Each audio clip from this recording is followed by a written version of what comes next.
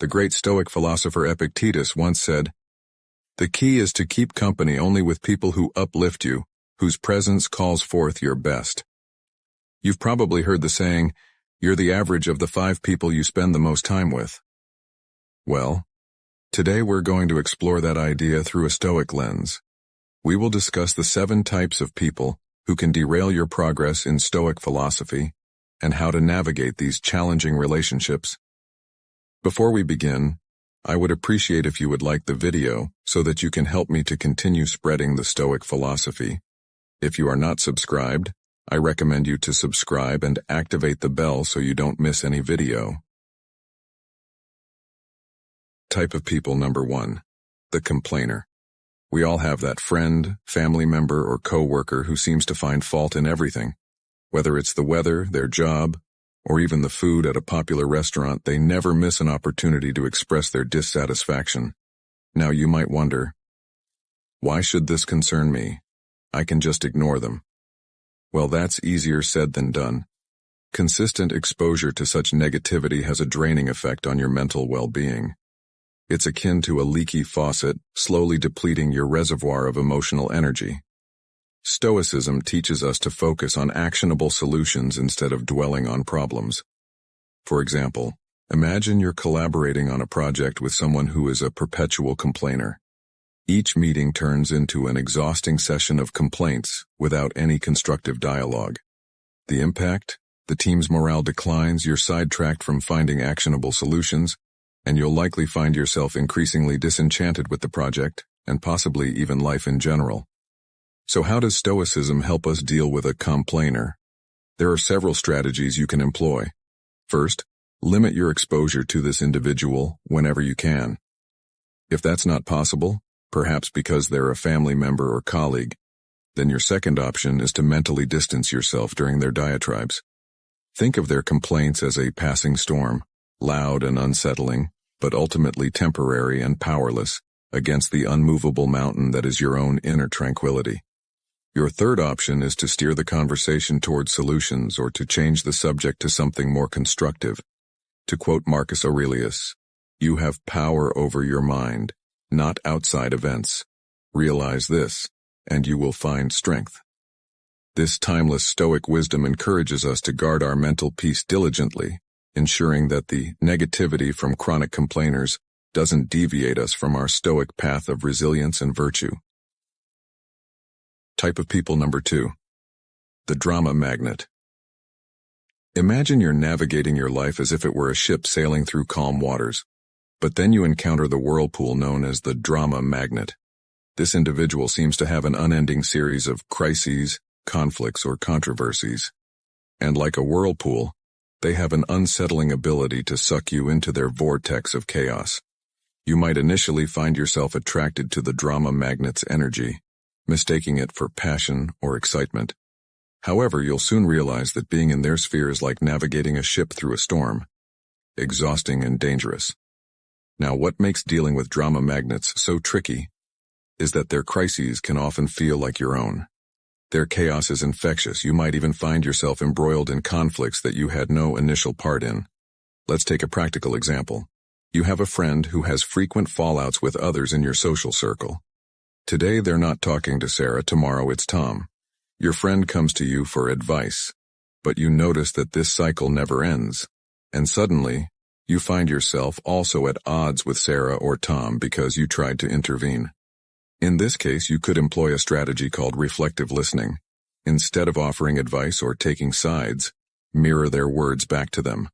For example, if they say, "I can't believe Sarah said that about me," you could respond with, "So you're feeling betrayed by Sarah's words." This technique allows you to provide emotional support without getting entangled in the drama yourself. Another approach, and one that might sound counterintuitive, is to become selectively unavailable. Stoicism reminds us to value our time highly, and sometimes that means being unavailable for other people's crises, especially if they're recurring without resolution. Turn off your phone during certain hours, create focus periods where you concentrate solely on your work or personal development, and let it be known that during these times you're not to be disturbed. To paraphrase Seneca, true happiness is to enjoy the present without anxious dependence upon the future. This can be particularly helpful when dealing with drama magnets. Instead of anxiously wondering what crisis will happen next, concentrate on the present moment where you have control. Enjoy your life and don't let it be disrupted by someone else's drama. Make it a point to sail your ship calmly, steering clear of whirlpools that threaten your voyage towards personal growth and tranquility. Type of people number 3, the naysayer. Picture this. You're an artist painting a canvas. Each brushstroke adds color, depth, and life to your vision. Enter the naysayer.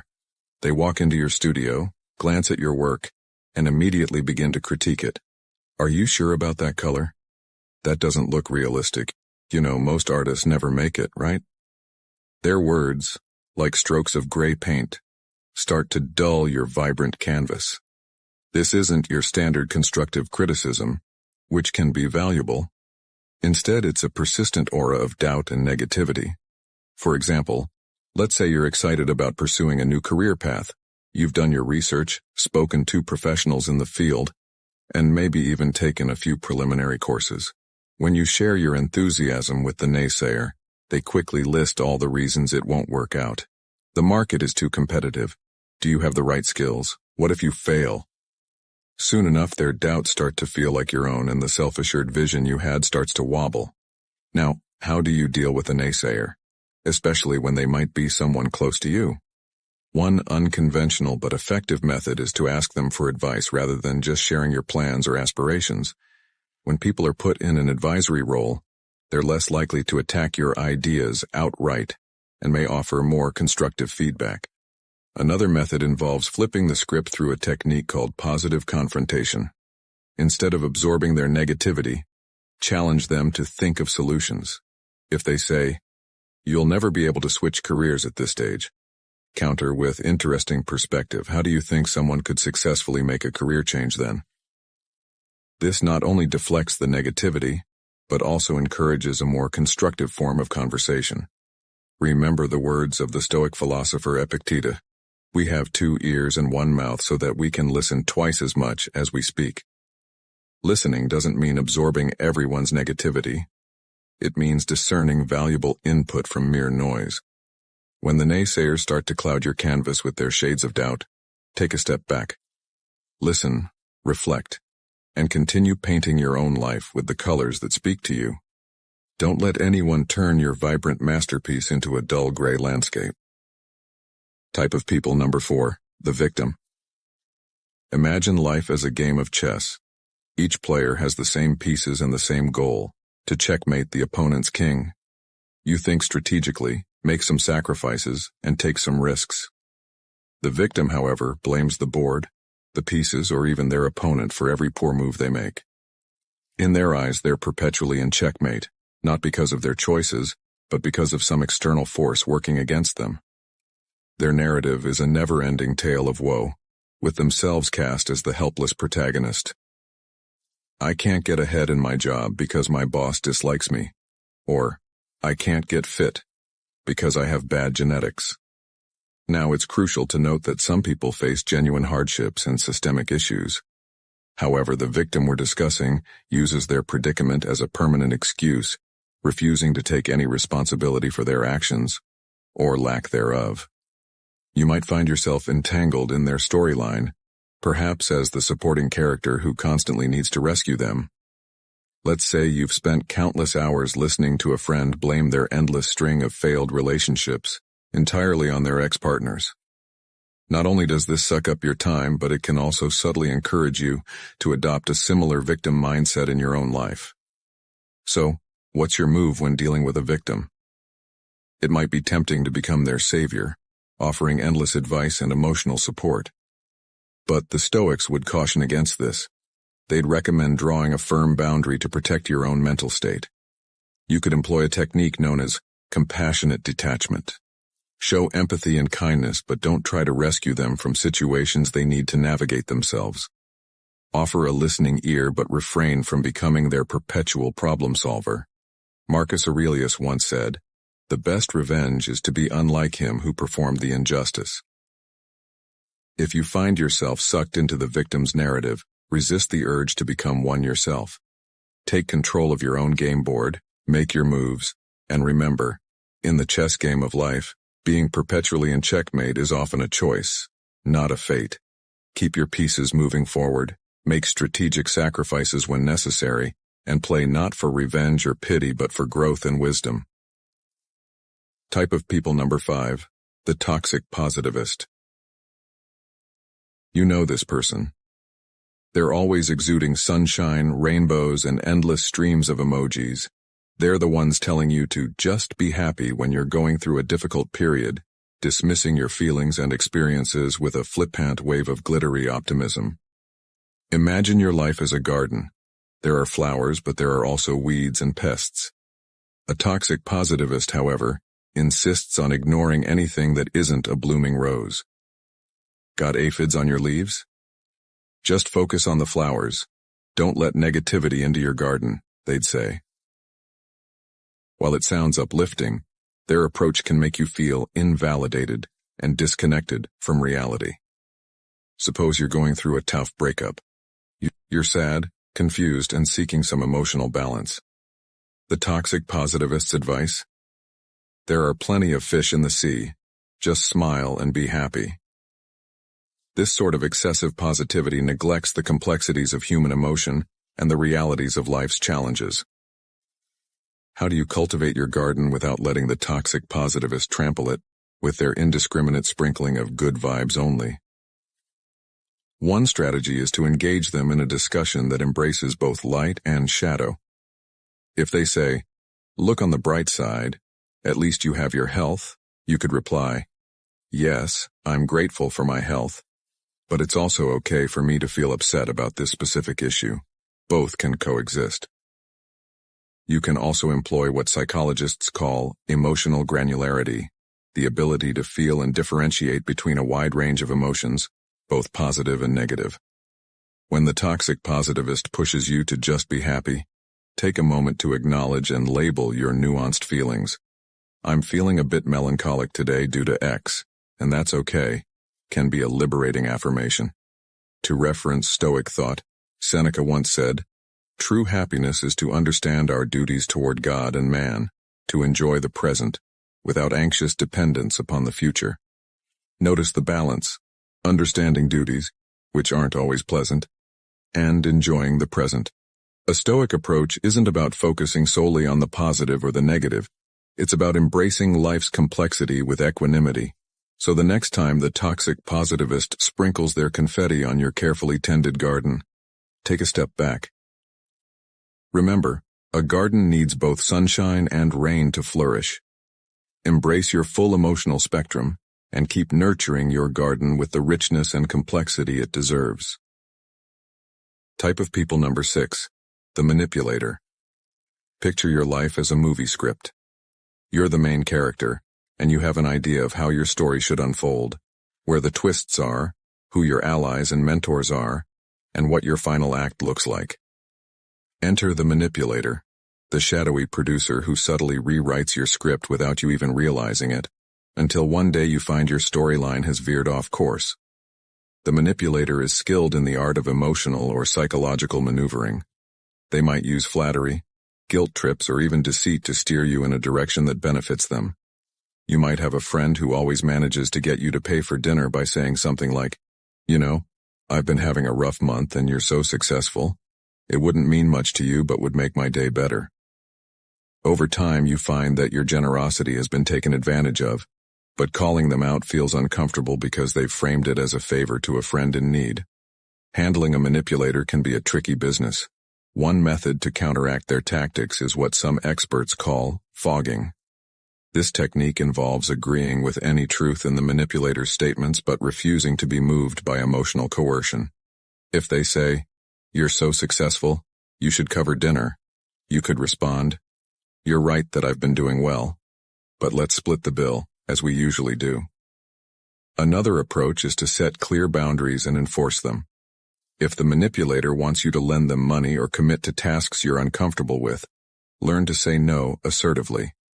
Keep your tone calm and your words clear. "I can't lend money, but I'm here to offer emotional support," sets a boundary while maintaining the friendship. Drawing inspiration from Stoic thought, Epictetus warned us, "We cannot choose our external circumstances, but we can always choose how we respond to them." The manipulator thrives on your predictable reactions. They manipulate your kindness, your guilt, or your desire for approval. By choosing to respond differently, you're taking control of your script again. So if you find a manipulator lurking in your life, remember that you're the one holding the pen. Your storyline is yours to write, and while the cast may include a variety of characters, the protagonist's journey, your journey, should always be guided by your own values and decisions. Reclaim your script, and don't let anyone manipulate your life's narrative. Type of people number 7, the time vampire. Imagine your daily routine as a carefully crafted symphony. Each instrument represents a task or commitment, and when played together, they create a harmonious balance. But then, the time vampire joins in, screeching off-key, drowning out your melody and turning your beautiful composition into discordant noise. The time vampire is not necessarily malicious. In fact, they might seem quite benign. It could be a colleague who constantly interrupts you with trivial questions, turning your productive workday into a series of fragmented moments. Or it could be a friend who invites you to countless social events that you're not interested in, making you feel obligated to attend and drain your time and energy. These interactions might seem inconsequential in the moment, but their cumulative effect can be profoundly disruptive. So how do you protect your symphony from being ruined by a time vampire? One effective strategy is the Pomodoro technique, a time management method that involves breaking your work into intervals, traditionally 25 minutes, separated by short breaks. During these intervals, you make it clear that you're not to be disturbed. This sets a boundary that protects your most productive times from being nibbled away. If you find yourself dealing with a social time vampire, remember that saying no is not just okay, it's essential for your well-being. Instead of offering elaborate excuses, a simple, "I appreciate the invite, but I can't make it," suffices. Declining an invitation is not a rejection of the person, it's an affirmation of your own needs and priorities. In the words of Seneca, life, if well lived, is long enough. Stoicism teaches us that time is one of our most precious resources, one that should be allocated wisely. It's the canvas upon which we paint the portrait of our lives, and we should be highly selective about who and what deserves a stroke of our brush. In the grand composition of your life, make sure each note, each instrument, each melody aligns with your greater purpose. Don't let the cacophonous intrusion of a time vampire throw your symphony into disarray. Hold the baton firmly and conduct your life with purpose, ensuring that every moment is a note well played in your harmonious masterpiece. As we reach the finale of today's exploration into the characters who can derail our path toward Stoic resilience and wisdom, let's not forget that self-awareness is key. It's easy to recognize these types in others, but the more challenging and enlightening task is to look within. Are you perhaps unintentionally playing one of these roles in someone else's life? Remember, Stoicism isn't just about navigating the world, it's also about understanding and improving ourselves. If today's discussion has sparked a realization, an epiphany, or even just a bit of introspection, I'd love to hear from you in the comments section. Write your thoughts, share your experiences, and let's engage in a dialogue that enriches us all. So until next time, may your choices align with your virtues, may your actions reflect your wisdom, and may your life be the masterpiece you're meant to create.